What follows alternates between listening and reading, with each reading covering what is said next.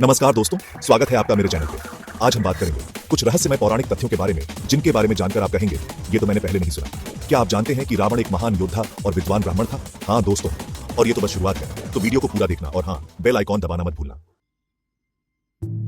दोस्तों, क्या आप जानते हैं कि सृष्टि के रचयिता भगवान ब्रह्मा जी धरती पर पूजा नहीं जाते? क्यों? क्योंकि उन्हें एक श्राप मिला था। ये श्राप खुद भगवान शिव ने दिया था। भगवान शिव ने श्राप दिया कि धरती पर उनकी पूजा नहीं होगी। इसलिए पूरे भारत में भगवान ब्रह्मा जी का सिर्फ एक ही मंदिर है, पुष्कर, राजस्थान में।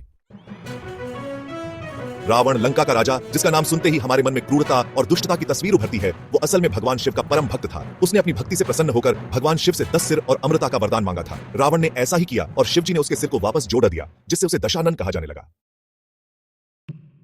पवन पुत्र हनुमान, राम भक्त हनुमान, जिनकी शक्ति और भक्ति की कहानियां हम बचपन से सुनते आ रहे हैं। लेकिन क्या आप जानते हैं कि हनुमान जी आज भी जीवित हैं? कहा जाता है कि वो हिमालय में तपस्या कर रहे हैं और कलयुग के अंत में तब वो पुनः प्रकट होंगे।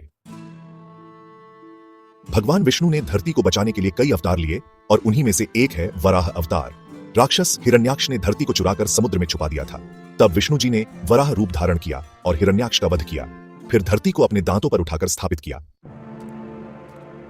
भगवान राम और माता सीता, जिनकी प्रेम कहानी पूरी दुनिया जानती है, उनका जन्म भी दिव्य और अलौकिक था। कहते हैं कि जब राम और सीता जी का जन्म हुआ, तब ब्रह्मा, विष्णु और महेश दर्शन करने आए थे। राम और सीता का जीवन हमें प्रेम, त्याग और समर्पण का संदेश देता है। महाभारत का युद्ध, जहां एक तरफ धर्म था तो दूसरी तरफ अधर्म। इस युद्ध में भीष्म पितामह की वीरता और त्याग को भुलाया नहीं जा सकता। भीष्म पितामह को इच्छा मृत्यु का वरदान प्राप्त था। महाभारत के युद्ध में जब वो बाणों की शैया पर लेटे थे, तब उन्होंने सूर्य के उत्तरायण होने तक प्राण नहीं त्यागे। गंगा नदी, जिसे हम मां गंगा कहते हैं, जिसके जल को हम पवित्र मानते हैं, क्या आप जानते हैं कि इसका उद्गम कैसे हुआ था? कहते हैं कि गंगा का उद्गम भगवान शिव की जटाओं से हुआ था। शिव ने गंगा को अपनी जटाओं में समाहित कर धरती पर अवतरित किया था। महाभारत के महान योद्धा अर्जुन, जिनकी निशानेबाजी के चर्चे आज भी होते हैं, क्या आप जानते हैं कि अर्जुन को दिव्यास्त्र कैसे मिले थे? कहानी कुछ यूं है कि एक बार अर्जुन स्वर्ग गए और वहां उन्होंने देवराज इंद्र से दिव्यास्त्र प्राप्त किए। पांडुपुत्र युधिष्ठिर, जिन्हें उनके धर्म और सत्यनिष्ठा के लिए जाना जाता है, कहते हैं कि जब पांडव स्वर्ग जा रहे थे, तब युधिष्ठिर अपने कुत्ते को छोड़ने को तैयार नहीं थे। उनका मानना था कि जो उनके साथ रहा है, उसे वो कैसे छोड़ सकते हैं। बाद में पता चला कि वो कुत्ता स्वयं धर्मराज यम थे, जो युधिष्ठिर के धर्म की परीक्षा ले रहे थे।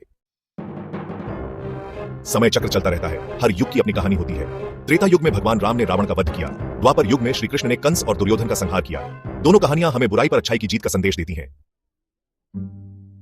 राक्षसों के गुरु शुक्राचार्य अपनी संजीवनी विद्या के लिए प्रसिद्ध थे। कहते हैं कि शुक्राचार्य मृतकों को जीवित कर सकते थे। देवता भी इस विद्या से परिचित थे और डरते थे कि कहीं शुक्राचार्य इसका इस्तेमाल राक्षसों को अमर बनाने में न करें। रावण, जिसे हम एक दुष्ट राजा मानते हैं, असल में बहुत शक्तिशाली और बुद्धिमान था। उसे कई दिव्यास्त्रों का ज्ञान था और एक विशेष आशीर्वाद भी प्राप्त था। कहते हैं कि जब तक रावण कैलाश पर्वत पर रहेगा, उसे कोई नहीं हरा सकता। भगवान शिव के गले में लिपटा हुआ सर्प, यह सर्प वासुकी नाग है। समुद्र मंथन के दौरान वासुकी नाग ने रस्सी का काम किया। भगवान शिव ने उन्हें अपने गले में स्थान दिया। भगवान विष्णु के छठे अवतार भगवान परशुराम, जिन्होंने क्षत्रियों का संहार किया था, क्या आप जानते हैं कि परशुराम जी आज भी जीवित हैं? कहा जाता है कि उन्हें अमृता का वरदान प्राप्त है और वो कलयुग के अंत में भगवान कल्कि के गुरु होंगे। तो दोस्तों, ये थे 15 और अनसुने पौराणिक तथ्य। इनमें से कौन सा तथ्य आपको सबसे ज्यादा चौंकाने वाला लगा? हमें कमेंट में बताएं। अगर आपको यह वीडियो पसंद आया हो तो लाइक करें, शेयर करें और चैनल को सब्सक्राइब करें। नए और रोमांचक वीडियो के साथ फिर हाजिर होंगे। तब तक के लिए नमस्कार।